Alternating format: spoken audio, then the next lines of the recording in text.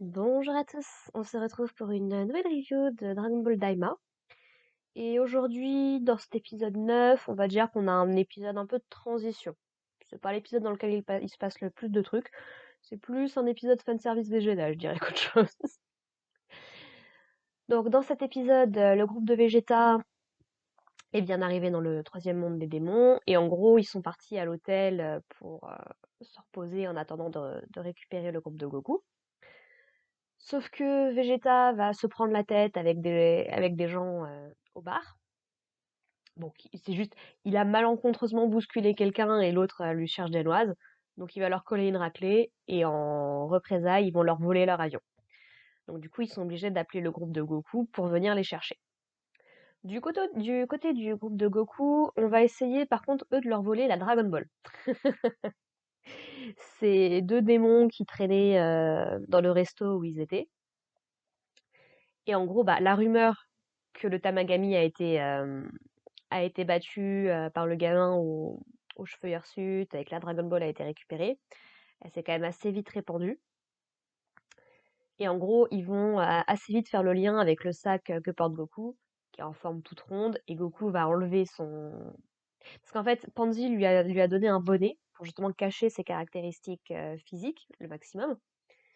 On lui dit justement d'ailleurs de laisser son bâton dans l'avion, pas qu'il en ait vraiment besoin actuellement.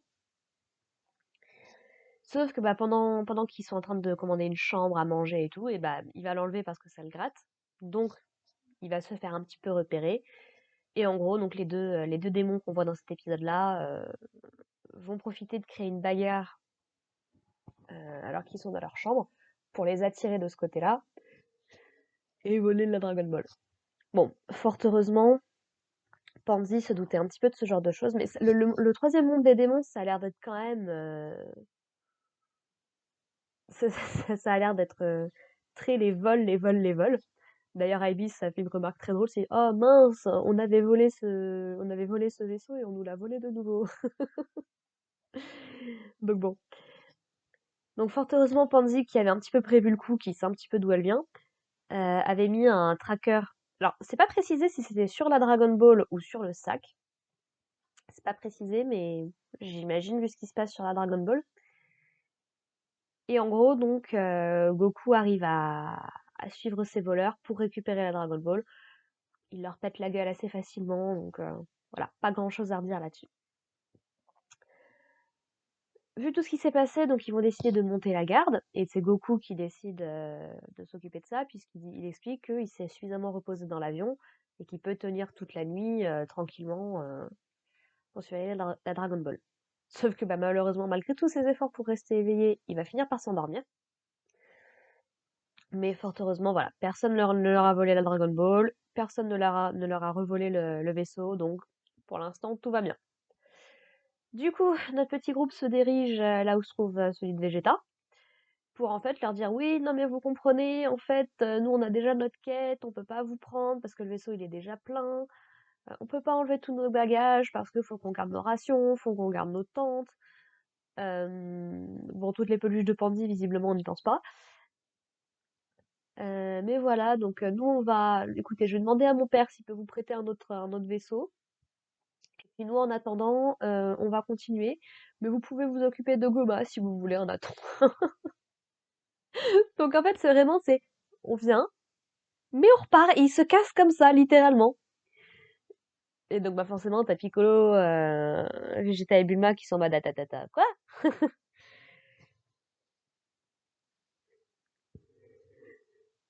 Et du coup, en attendant des nouvelles, euh, Piccolo, mais surtout Vegeta, va avoir l'occasion de se défouler un petit peu, puisque donc les gars qui leur ont volé l'avion et avec qui il a eu des contentieux la veille, vont revenir avec un groupe un peu plus important pour essayer de les défoncer. Sauf que bah, on parle de Vegeta, c'est à peine si ça l'occupe 5 minutes quoi. Pour le coup, c'est vraiment dans cet épisode-là, ils mettent à fond l'accent sur Vegeta quoi niveau combat. Ça m'a fait bien rire. Bon, Piccolo qui tape un gars vite fait, histoire d'eux.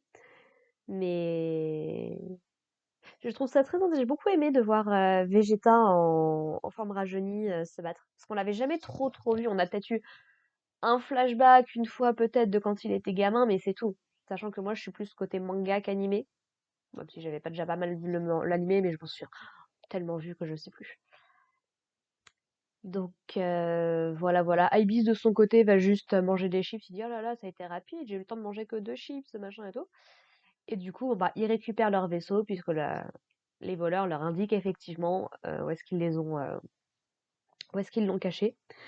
Un petit truc que j'ai bien aimé, c'est Vegeta justement quand il attaque un des gars, qui pose vraiment son pied sur sa tête, il est vraiment en mode je suis le roi des Saiyans, respecte-moi quoi. J'ai bien aimé. Quoi dire de plus? Oui, il y a Ibis qui propose également de jouer au jeu du zombie en attendant, euh, en attendant de récupérer un vaisseau. C'est en gros, donc ils sont à côté d'une forêt où il y a des zombies. Le but, c'est d'en défoncer le plus possible. Mais si l'un d'entre eux se fait mordre et devient un zombie, il est éliminé. Bon, visiblement, Bulma, ça l'enchante pas des masses, quoi. Donc finalement, ils y jouent pas. C'est dommage. Et elle mentionne également qu'il a un œil au niveau de sa ceinture qui bouge en même temps que ses mouvements et tout. Et sa seule explication, c'est oui, bah, j'ai trouvé une fois dans la forêt, et puis bah, je l'ai mis à ma ceinture. C'est cool, non?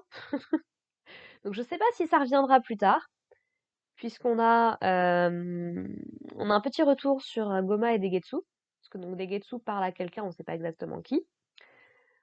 Peut-être Ibis, sait-on jamais. Et en gros, il explique à Goma que bah oui, les gamins sont arrivés dans le monde des démons et qu'ils ont déjà récupéré une Dragon Ball. Goma, ça l'énerve un petit peu. Il reparle de cet œil du malin qu'il aurait voulu récupérer à la base. Donc il se dit mince, c'est pour récupérer le Namek qu'on a kidnappé. Ça va nous causer des problèmes. Et donc du coup, Degetsu dit que bah la gendarmerie les ont sous-estimés et que bah il est vraiment désolé. Voilà, c'est un petit peu là-dessus qu'on s'arrête. Et on revient un petit peu sur Arinsu qui est en train de faire son petit magic là. Et donc en gros, elle rajoute une graine de Saibamen dans la petite mixture pour créer, pour que le Majin qui va en naître ait un potentiel un peu plus élevé, on va dire. Alors les Saibamen, je dois bien avouer que ça fait partie des créatures que j'ai toujours, mais alors, galéré à replacer dans la timeline. Encore une fois, je suis pas une énorme fan de Dragon Ball. Je sais pas pourquoi, pour moi, je les associe de base à Cell. Mais en fait, non, les Saibamen, c'est des espèces de petites bestioles, visiblement, qui ont été créées, ou qui ont été amenées par Vegeta et Nappa à l'époque du tout début de Dragon Ball Z, quoi. Donc voilà, j'ai été rechercher quand même pour savoir, parce que je me disais, ok, les Saibamen, je sais je vois à peu près ce que c'est, je sais que ça vient de l'univers de Dragon Ball, mais c'est quoi exactement leur origine déjà? Et donc j'étais là, d'accord. Faudra vraiment que je me remette la série, hein, CO4. Donc voilà, ils rajoutent un petit peu de Cyberman dedans. Et bah visiblement l'expérience est une réussite. D'ailleurs, on apprend que la sorcière qui a créé Majin Buu, bah, elle avait des graines de Cyberman comme ça dans sa poche. Bon là, elle en a plus beaucoup, mais avant elle pouvait les vendre.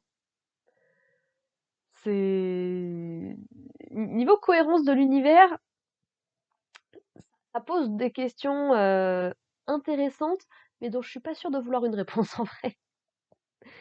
Donc bon, et voilà, donc l'épisode se termine sur donc ce nouveau Majin qui a été créé, qui ressemble à une fusion entre Boo, bien évidemment, ça reste un Majin au niveau de ses habits et tout, mais également, je crois qu'il y a un méchant de Dragon Ball dans un des films qui lui ressemble beaucoup.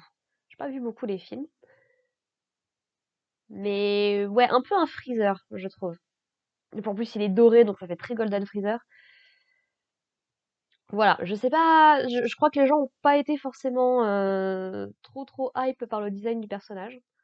On verra ce que ça vaut sur le long terme. Et donc ce nouveau Majin, ce nouvel antagoniste s'appelle Ku. Voilà, beaucoup.